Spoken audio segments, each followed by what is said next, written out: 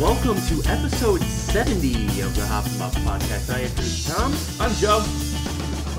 And we are in Joe's humble abode today, as you can see by the different surroundings. We're all together for the first time in a minute. Yes. Good to see you. Yes, likewise. Get out of my house. Yep.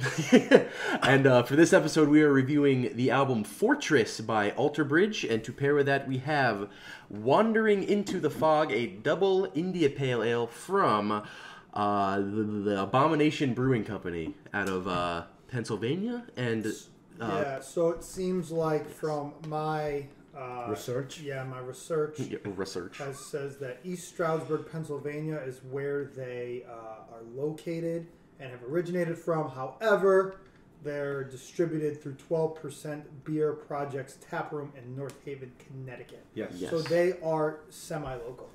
They are. But Okay. I'm not really sure how you consider whether that's considered a local brewery or is this considered a I don't know. They're considered a Connecticut one. Yeah. it's They like a Buy their beer a lot here. it's like a pen pal, really. You Okay, know, I like that. You know, they kind of send out what everything has to be, and then you get it from a shipment like in. when you're in Like prison.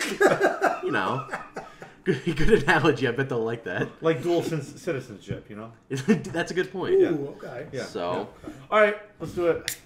now, The last Mike and time, I. yeah, I was gonna say the last time Yeah. we had this, we were drunk on a boat.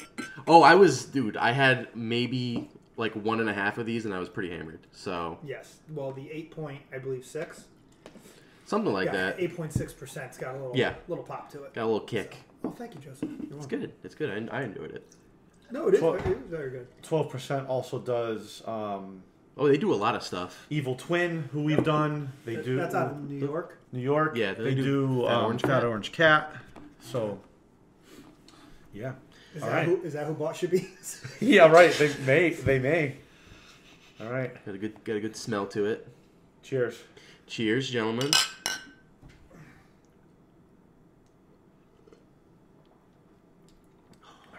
It's good. It's a Oh, yeah. smooth. Oh, that is smooth. This is actually my first taste of it. That's a really good coaster, Mike. You're Yeah, fun. right. Here, I'll go get you some more. Well, I just needed some water because all I had this morning was coffee, so I got my. Mm-hmm. That's bougie. I like it. my auxiliary coasters right here. Here you go. Oh, beautiful, beautiful. Oh, from Joe's Bar. From Joe's Bar. Very nice. Yeah. I have these at my house, except they don't say Joe's Bar. They say Mike's Bar. They do. And I do remember how you got those. Yeah, when I opened up my bar. Oh, congratulations. I got those. They were promotional. All right. That's good. So, yeah, Wandering into the Fog, it is a double dry hopped double IPA. Mm-hmm. So you're automatically going to get more hopped flavor because of the dry hop process. And then just the higher alcohol content because it's a double IPA. Yeah. This is really good. God, Abomination, they just make great beers. They really do.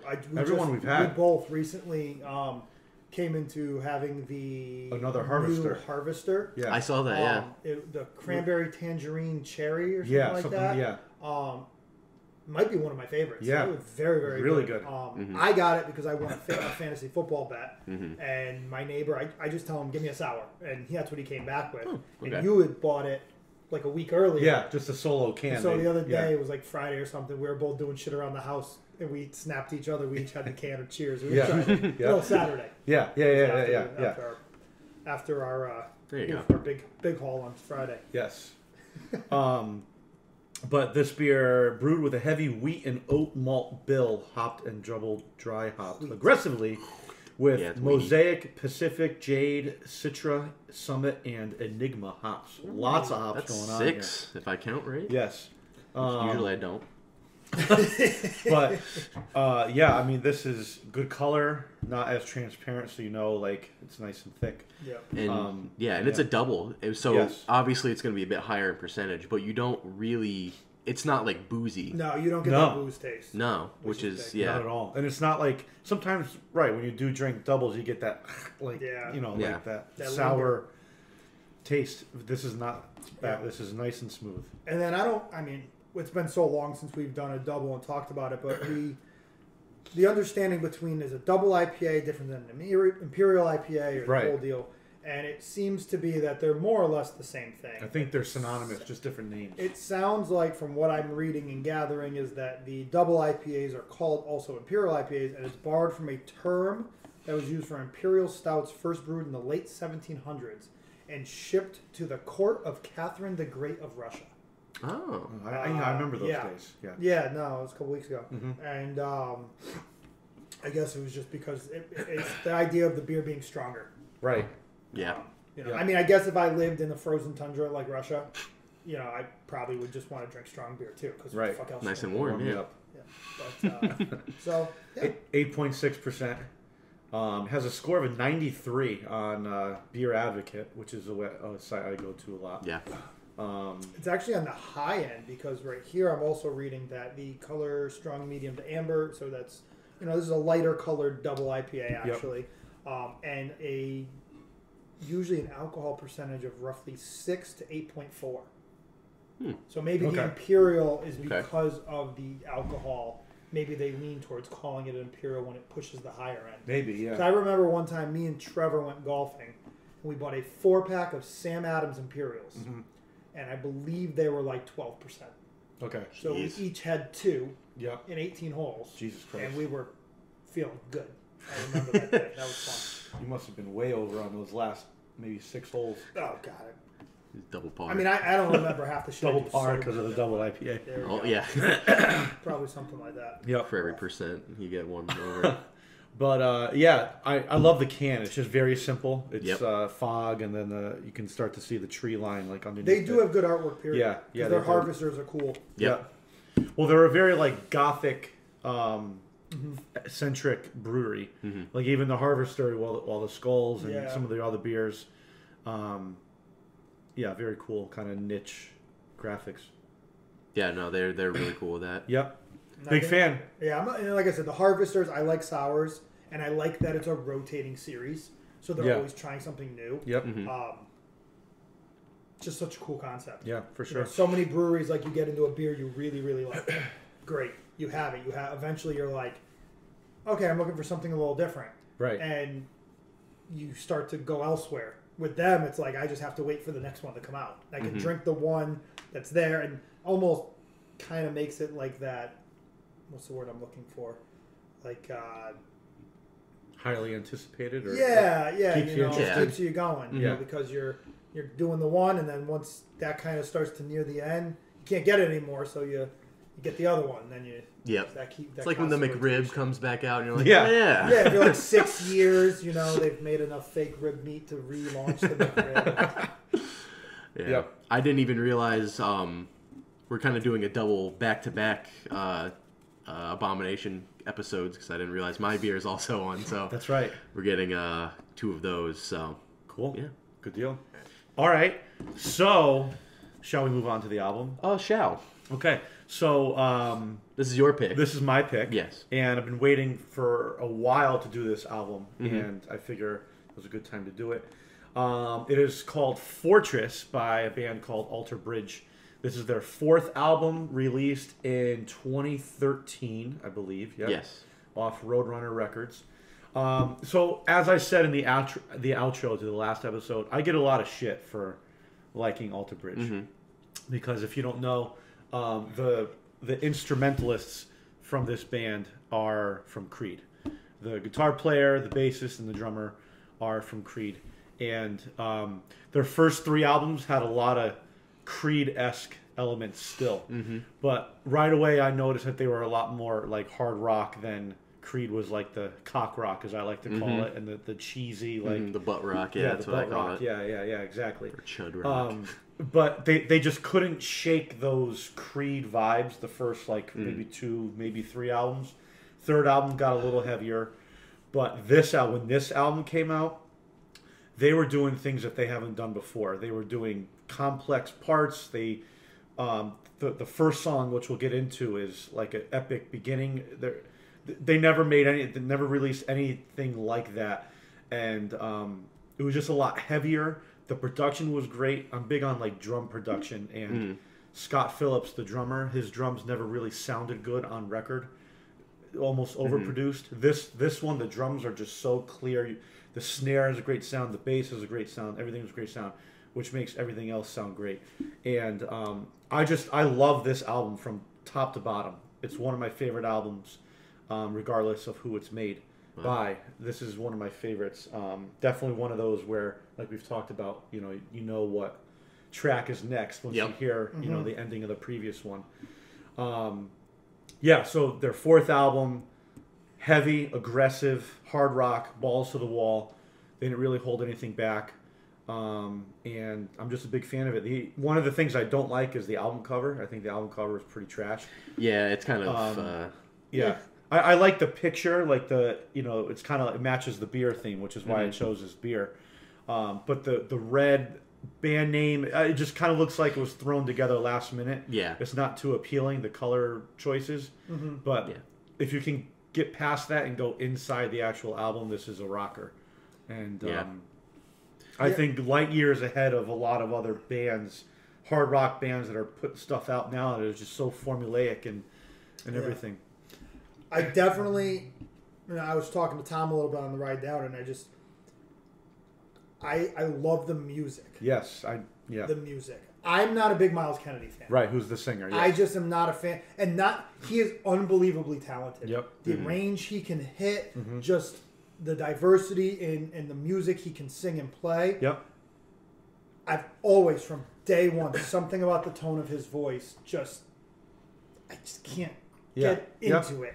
Like it's the one part that just sticks out. Yeah.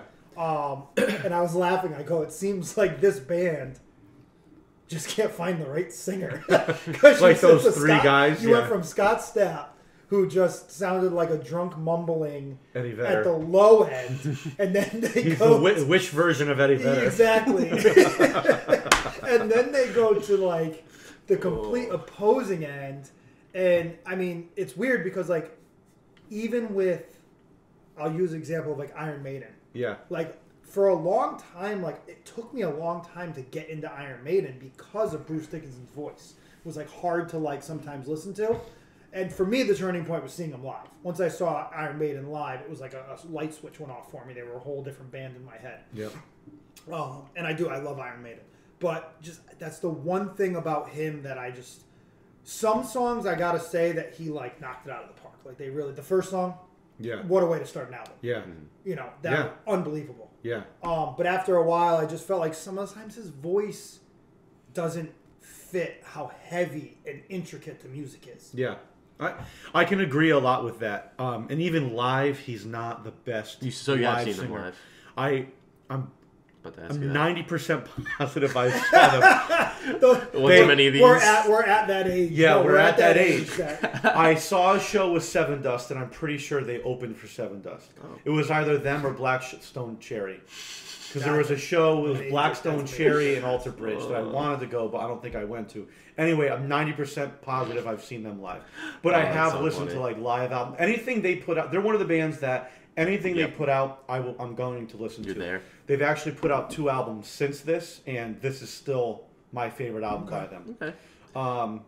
But in terms of his voice, and we'll get into tracks, I just tend to like bands that I think don't have the best frontman. Like this is Dream Theater too, and it makes sense because I'm not listening to the vocals a lot. I'm listening to the musicians and the instrumentalists, and even songs we think of for the band to cover. What songs do I always choose? Oh yeah, he's always picking like the highest of the high, like Bruno Mars. Who the fuck's gonna sing that? Yeah, Joe? And then I have to remember that Joey, just doesn't have that range, and it just doesn't work for us. But I'm just listening to the grooves and the funky groove, like.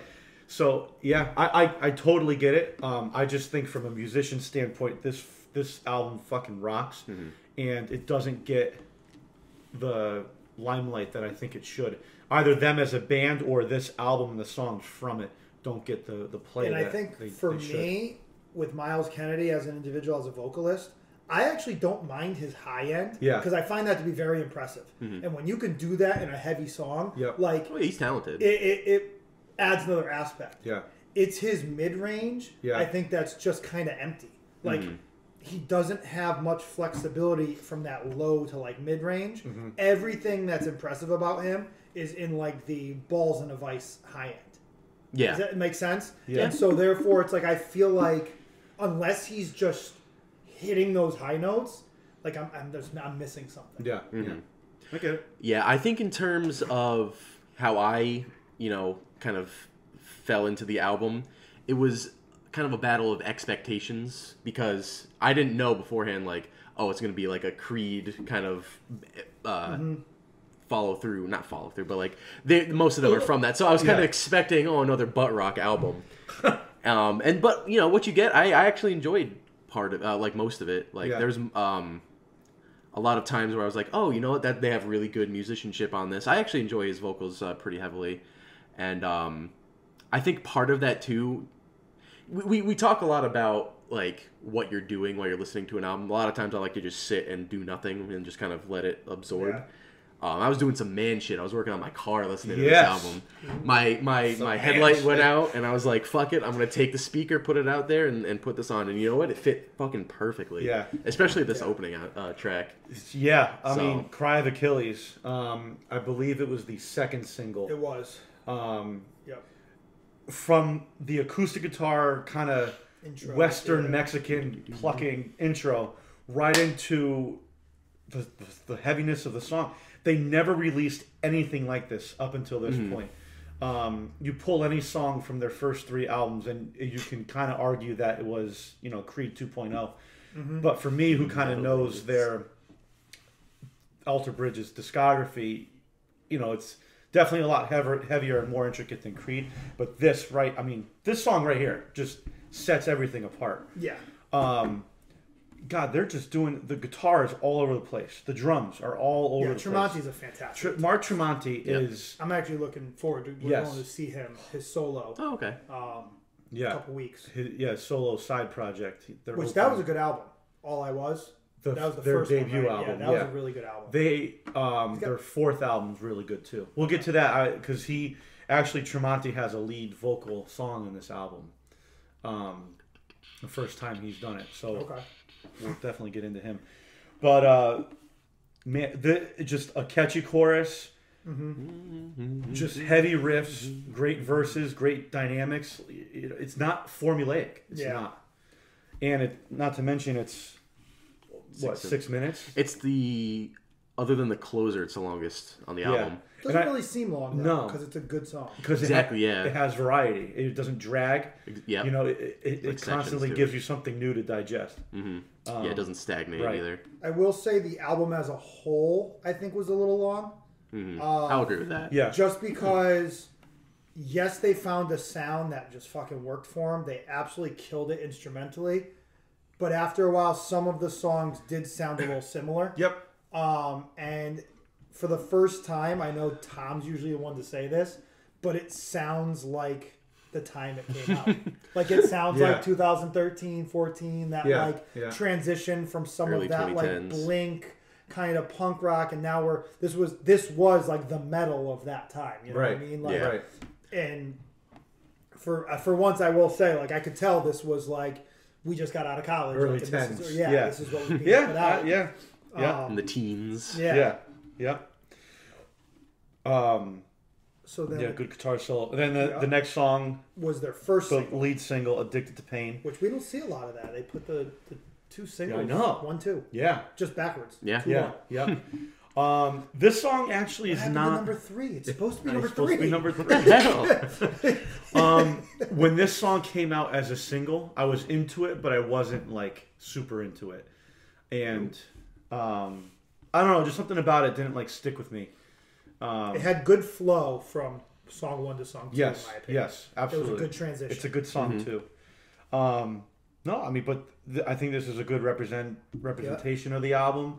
The higher tempo, which is something they didn't really dive into yet. It's like almost like double time from what the drums. a rock song is. The drums just drive it. Yeah, the percussion on this track is a really good one. And if you listen to some other older stuff, you'll hear a difference between his skill and the production of it, and the drums just sound fantastic on this album. Yeah, no, I was just gonna say this is one of the songs where I actually really enjoyed his vocals. I felt like he kind of was right in his wheelhouse. He stayed on just that little bit of a higher register, but it wasn't too squealy. Yeah. It wasn't like in that dead mid range that he can have sometimes. Like he just very, very driving the whole time. Yep. And it has the halftime bridge towards the end. Yeah, the kind of thrash. Yeah, I like that. Which is again something they haven't gotten into yet. You know, there's lots of like thrash moments here. One thing I think they could add like to their music to make it a little bit more like is someone with a little bit of a scream or a growl on some of the songs. Like that just made it a little bit harder to fit the music. Yeah. Rather than just the Miles Kennedy hits. Yeah. Because even his high end, like you take like a Howard Jones, like his high scream has that like grit, like it's like a a screech almost growl.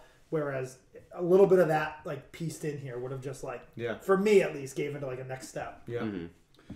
I thought Addicted to Pain really ended well. Had that halftime kind of crash groove. I love the opening to Bleed It Dry. Bleed It Dry. Just the China.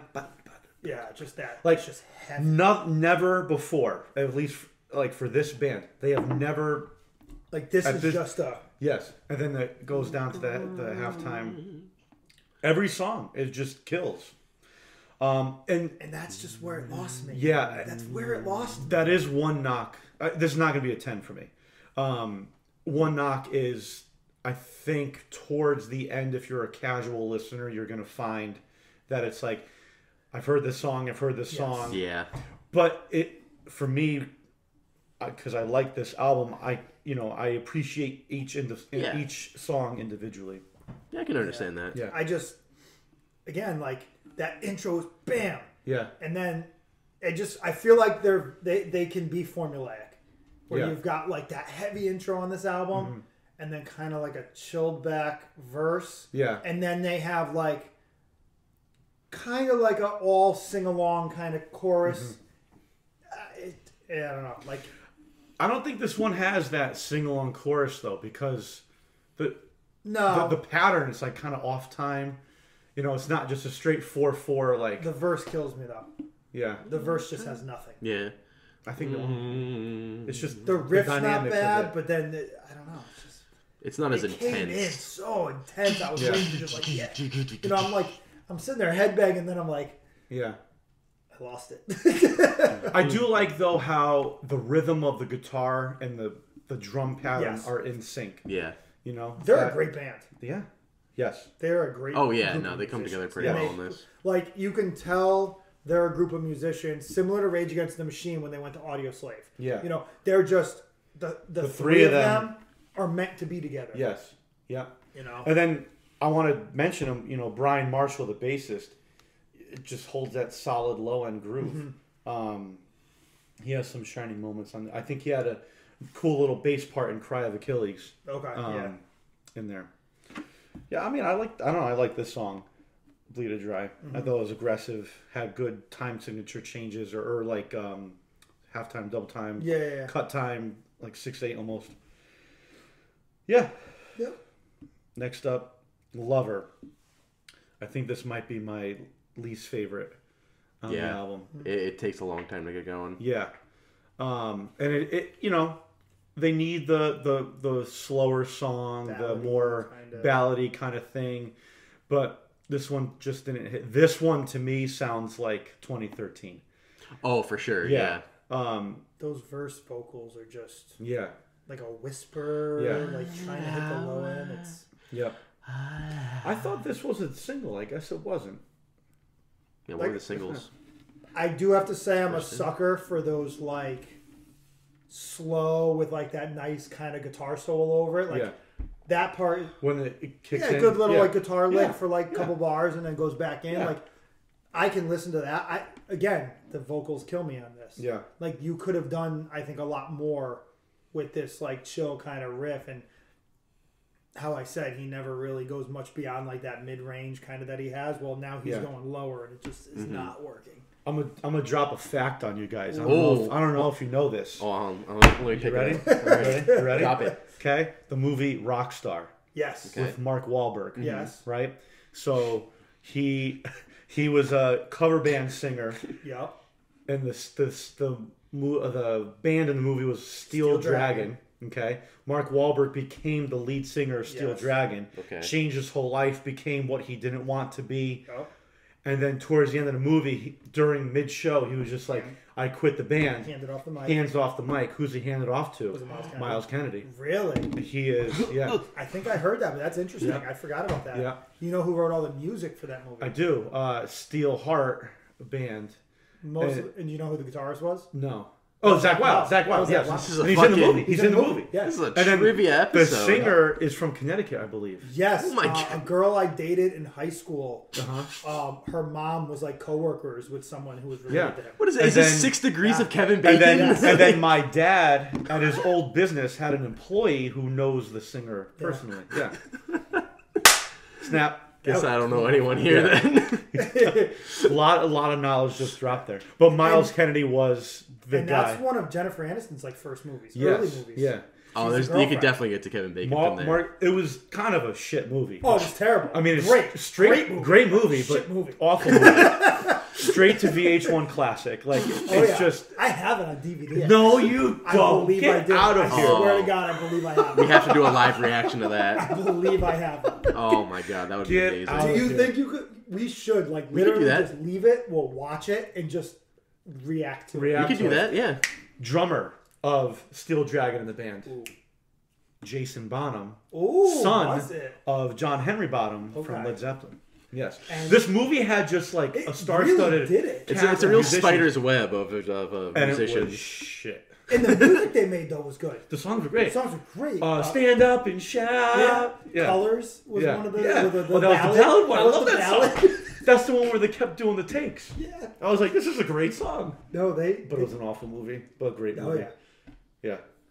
Yeah. Oh, you know what? Anyway. It got a 53% on Rotten Tomatoes. Is that right? Now. That's- Rockstar. Yeah. That's good, not great. Yep. Right down the middle. But This is now a movie Can I podcast. can I just say something though? Yes. How am I still listening to Lover? see, okay, and that's another knock. Dude, I am too.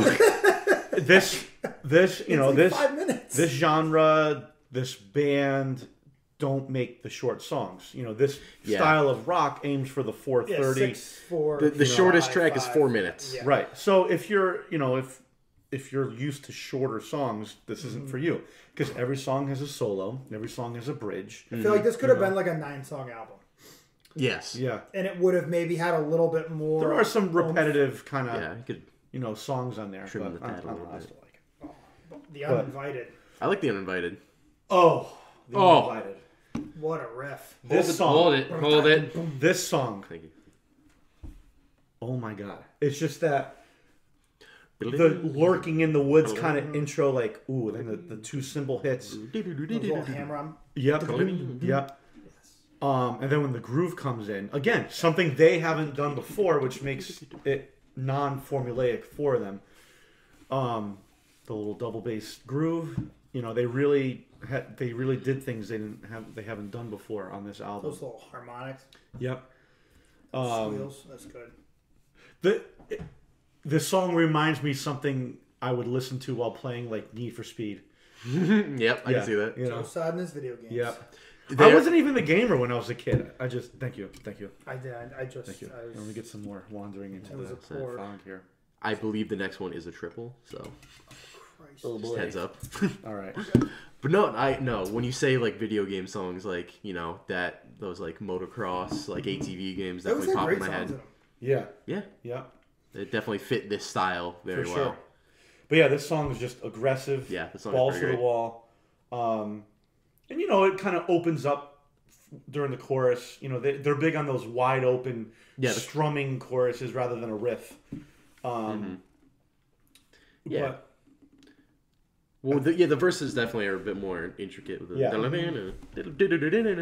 yeah. So they had to switch it up for the chorus. So Yeah. I think that was a good little juxtaposition, if you Yeah. will, if you will let me use that verbiage. This song has one of my favorite bridges on the album. Alter? And throwdowns. Bridges? LOL. I'm sorry. The I'll leave. the bass drum pattern he does in the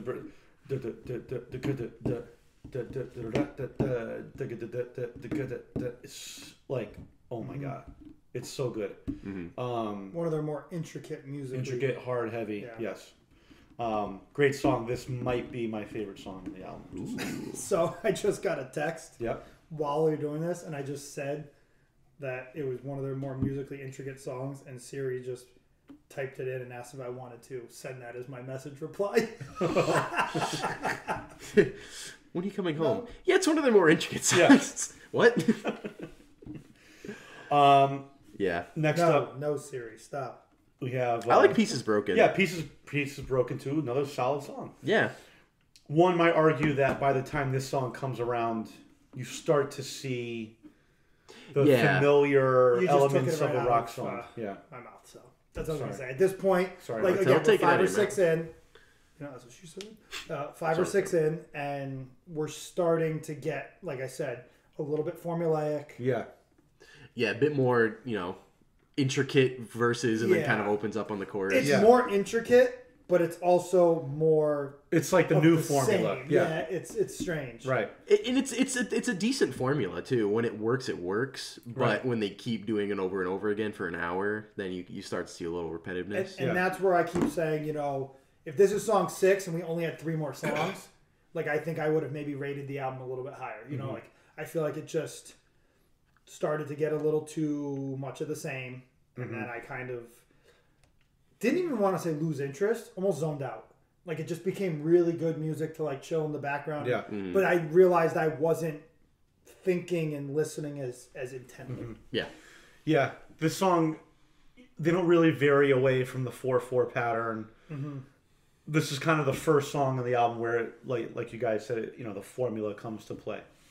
But it's still a solid I song actually regardless. really enjoyed it. Yeah. I like his singing on the chorus. It Yeah. had a more memorable hook for me at least. Yes. Like I caught myself singing. It's to definitely a hooky out of what we've heard since or prior to this song. it. Yeah. Solid track. I don't want to say a filler, but It plays its role. plays its role. On Fire had a weird intro. You Yeah. got more. Yeah, this might be Falsetto. more of a filler. Yeah. Yeah. It's also 6 minutes, kind of experimental song Yeah. for me. Yeah. It's just kind of like that rock ballady, Yeah. like, I don't know. Breaks up that formula, but I don't know if it does the greatest job at it. Good song. It plays its role. Has a good bridge in there, the little tom pattern. Yeah. I thought that the next track, Waters Rising, sounded the oldest on the album. It sounded very like that's- early mid 2000s. Yes. That's Tremonti's lead, right? So this is Tremonti's lead. So Okay. this is the makes sense. first song of Alter Bridge that he ever led vocally. Now, does he sing for his band? Yep. Okay, I thought so. So this kind of paved It's been a the while way. since I listened to it. That's the only reason I asked. Yeah. But I like his voice.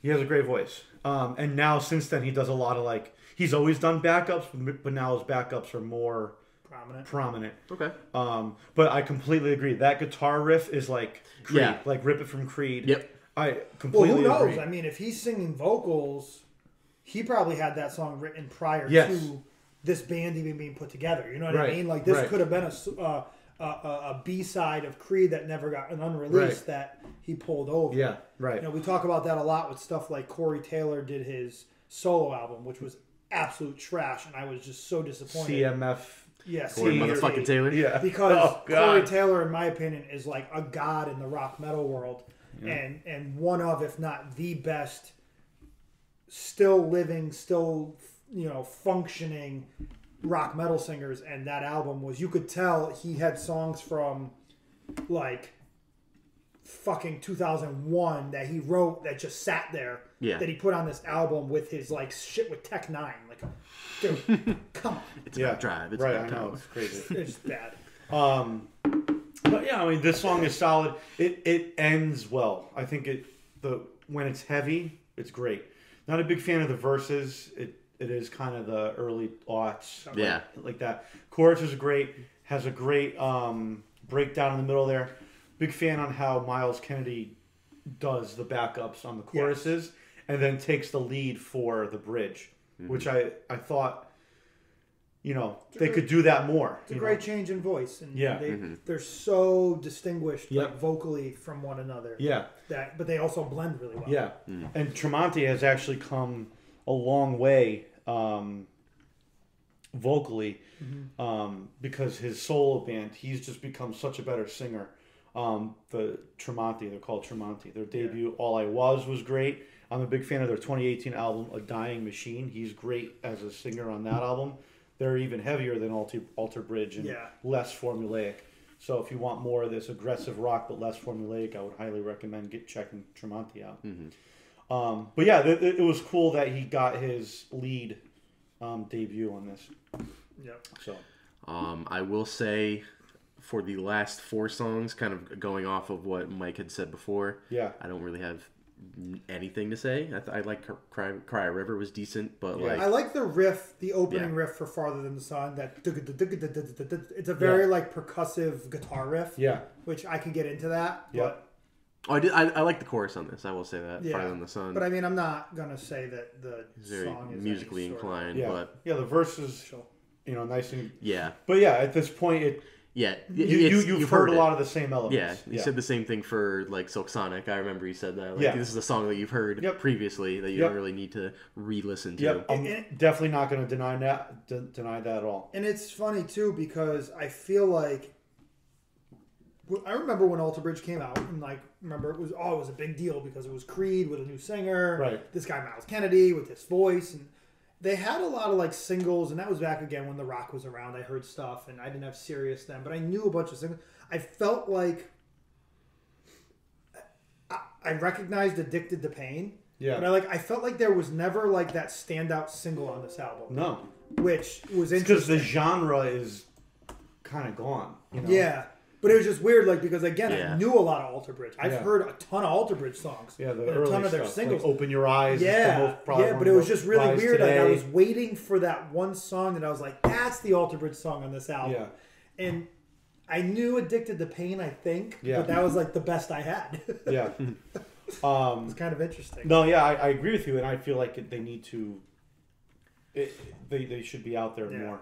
Mm-hmm. All Ends Well is their typical kind of like uplifting ballad. Yeah. They always have that kind of song on their albums. Oh, it's a decent, good song. I like it. And then the outro got kind of clunky for me. It's 7.5 fucking minutes. Yeah, I thought there's different sections, but I didn't think they transitioned as well from section to section. I thought they did a much better job on Cry of Achilles, which was kind of like an epic to begin it. This was the epic to end it.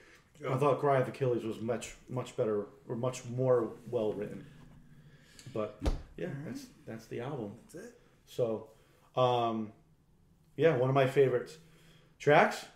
Let's do tracks. Sure. Joe, it's your album. It's your time to start. Sounds good. I'm not picking a single because I love almost all tracks on this album, but my favorite track is the Uninvited. When I heard this and I heard that drum groove and the bridge, I was like, all right, this is what I want this band to sound like. Heavy, but still has that kind of wide open, kind of traditional rock. Definitely my favorite track. My favorite is going to be Cry of Achilles. I thought it was a great opening. Great pick. It was a great way to start. It was just a great song. Yep. It had every piece I was looking for early on. So I will agree. I'm also going to go Cry of Achilles. It's just like you said, just a great way to start it. Really got the energy up for the album. And, they're just great musicians overall. They really fit well together. And, sometimes I ironically like Creed. Like, I'll play them and be like, it's okay. Listen, they got some good songs. Yeah. And what was when they came back and did an album? Yeah, Overcome. Overcome's a badass song. Yeah, that's a good fucking song. Yeah, that was like their comeback album. And then he went. And I'm sorry. It was one of my guilty pleasures. Take the singing out of it, but if you listen to the music, the instrumentals of Higher by Creed. Okay. I like it. No, it's good in its own right. Like, that's all I'll say. Yeah, I do the same thing with Nickelback sometimes. I had the album as a kid. Middle school. I had Human Clay. Yeah. I had that album. So, and if you listen to, what was the other single on that? When his kid was born. With Arms Wide Open. With Arms Wide Open. If Yeah. you listen to that song, like there's like a 30-second intro. It sounds It's like heartbeats. nothing, but it's the heartbeat. If you have it loud enough, you can Yep. hear it. Oh yeah, I remember that shit. Yeah. I used to Yep. crank that album. All right. My least favorite, I probably will say Lover. My least Is that favorite. just all around? All around. Yeah. Yeah. It was like pretty generic for me. It wasn't anything like stand out. Didn't really showcase their full potential for me. Yeah. Kind of. This was those like late 2000s like Yeah. ballad that they had. Like, we're a rock band, but we're gonna be sexy. You know, like this is their song that they had to make. Agreed. Yeah, my least favorite. I have nothing else to add. Okay. Sleepy However, Dark Horse. Yes. Oh, that's right. I'm going with the Uninvited on that one. Okay. Me Because too. It's not because it's not a single, and it's just a really driving good song. I felt like even though they still were a little formulaic with like that heavy intro, kind of a little more chill verse than the chorus, I just thought that they did it really, really well. Like that was, you know, Yeah. it was a great song. I feel like other songs sounded like that one. You know what I mean? That was like the one that set the tone for the formulaic ones. Yeah. Yeah. Yeah, So that's pretty much all I was gonna say too. Yeah. Although I will say I do enjoy Pieces Broken as well. I thought that was a pretty good track, but when they get the formula right and they do it well, then it turns out to be a pretty decent I song. think But Uninvited was the one that did that. Yeah. I don't know what to choose because I just think the album as a whole is a sleepy dark horse. I just think it's worth a listen if you're into this kind of music. You're going to hear a lot of songs that should be more popular than they are. Some highlights, I guess. I liked Bleed It Dry. I liked Pieces Broken. I want to give Waters Rising its due because it was Tremonti's debut as a lead vocalist. But I just love the album as a whole. So yeah, that's right. Sweet. Yeah. let's Rate it? Give it a hot rating. Rating. Okay. Yeah. This is an 8.5 for me. Okay. Almost gave it a 9, but it's a long album. It's a packed album. There probably could have been a couple songs that could have been trimmed, but I don't know which ones because I do like each song, mostly each song for its own right. But this album should be way more popular in this world, in this music, like this genre world than it is. I think a lot of bands that are more popular than these guys are quite honestly trash. Not my favorite style of hard rock metal. Okay. I give it a 6.5. Okay. You know, I could listen to it again. I don't know if I would listen to it again like, oh, I need to go listen to that Alter Bridge album. But if it was on, I'd put it on and listen to the whole thing. You know what I mean? Like, it rocked. It was good. I'd have something about Miles Kennedy's vocals that just, I can't seem to, as much as I can appreciate his vocals and him as a singer and the talent he has, something in my head then just kicks me and goes, you don't like him that much. And I'm like, yes, you're right.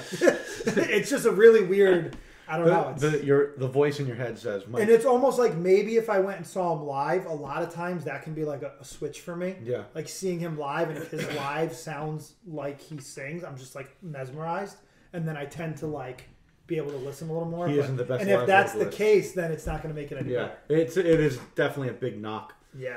That's unfortunate. Yeah, because- it is.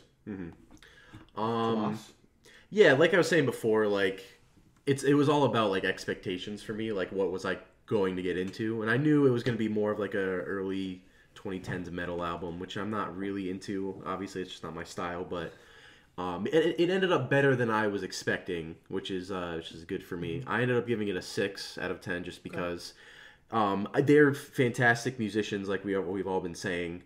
I really do like their sound and their style. I enjoyed the singing, but yeah, like we've been saying the whole time, it's kind of formulaic. It gets to that point, but I think it fits its role pretty well. Like I was saying, I was working on my car, and I was like, oh fuck yeah, okay. This is, it kind of so it's really a setting based thing for me. But at least it outlived its expectations, and it ended up being more than middle of the road, which is I can really ask for an album. So I ended up giving it a 6. There you go. Yeah, and like you had said, I think when you're doing something, like it's good driving music in the background. Like I said, I think I just felt like once kind of Pieces Broken, Calm the Fire, like that part of the album started, I started to lose a little like focus. And it was just becoming background music. And I was just like, lost a little bit of its oomph. Sweet. Understandable. How about our beer? We have Wandering. I keep wanting to say like walking. Wandering into the Fog by Abomination Brewing Co. I'll go first. Yeah. Sure. Well made. Yep. Not boozy. Starting to feel a little bit after. A little bit. You know, I'm giving this an 8. Well-made beer. Abomination's killing it. Every beer I've had from them is just really solid. Whether it's an IPA, a sour, something else. 8 for me. Same. Yeah. Everything you said. It's not a boozy double. It's smooth. It goes down easy. Sometimes with a double, you like have to choke the last few sips down because it's just like, especially with a double, if it gets warm, it's like hard. Yeah. So no, but I gotta say, it's clean. It's smooth. Abomination's becoming one of my favorite brewers. They're doing a great job. Sure. So, 8. Yep. I'm going to go a little bit higher. I'm going to say 8.5. Wow. Nice. It's that little half that really makes the difference. Hey, yeah. Yeah, I think this is probably my favorite double that I've ever had. Awesome. I can say that's pretty close. Yeah. Like we've all said, pretty clean. You don't really taste the 8.6. They kind of hide it well with the hops. Yeah, like you said, the only reason it's not like above and beyond is that when it gets warm, it does get a little harder to choke it down. But you know, There's been a lot of that's what she says. This episode. When it gets hard, you got to choke it down. Hey now. Weren't you just talking about NPR family? Exactly. Yeah. That's not happening now. But no, it's a great mix. I think they made it very, very well. And if you're looking to get to that point, you want to just get a little buzz going, you literally just have one. Like we had it on the boat in the fog too. I think I have a picture. I'll see if I can put it in the episode of me holding it in the fog on the boat. Yeah. And I remember getting up off the boat and being like, oh, hey. Here we are. So a little bit of wandering. Yeah, no, it's great. They really did a good job. Yep. So I'm getting 8.5. Awesome. Sweet. All right. Just haven't done this in a while. Shout out the feature. Shout them out. Abomination Brewing Co. on Instagram. And then check out their website too. I believe they won an award for best album artwork. Not album. Beer label. Okay.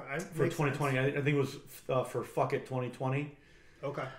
Which you might have the sequel. Yes. Hint, hint. But check them out. Abomination Brewing Co. They're killing it. And then Alter Bridge on Instagram. They are official Alter Bridge. I guess Alter Bridge was already taken. I don't know.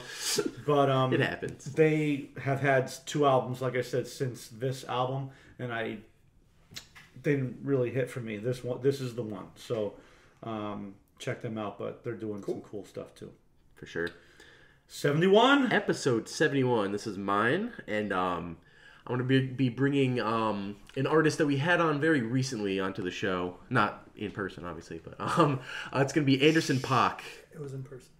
We had him in person. He was here. He just didn't say anything. Yeah. He was there. He was behind me. We didn't say anything. Right. Yeah. It's Anderson .𝙗. He was half of Silk Sonic, but this is his 2016 album Malibu that he released. A very one of my personal favorites. I enjoy. We'll be doing that, and another Abomination beer we're going to be doing. Fuck 2021 as well, I think is what it's called. Yeah. It's the sequel to their version of Fuck 2020 that they released, obviously. And it's a triple, I believe. So we only have one, but we'll see. That's I'm excited to do a little bit of a Abomination double episode. So sounds good. Yeah. Good shit. Yes. All right. Forward to that. There you have it. We are the Hops and Bops podcast. Check us out on Instagram, TikTok, and Facebook. We're streaming on Apple Podcasts, Spotify, our episodes on YouTube. You've added a whole bunch, like Stitcher and Google Podcasts, I believe. So I guess we can start saying wherever you get your podcast, check us out there. And if you haven't noticed, except Amazon, right? Amazon. I don't know. Accepted. Put us on your Zune. Yeah, put it. Request us on all streaming services. If you haven't noticed, though, on Spotify, our video episodes are also on Spotify now, which is pretty sweet. So you can watch us and listen. Yes. So check us out. It's on Napster. Yeah. Thank you for listening. Thank you for watching. We'll see you next time. For Tom and Mike, I've been Joe. Peace.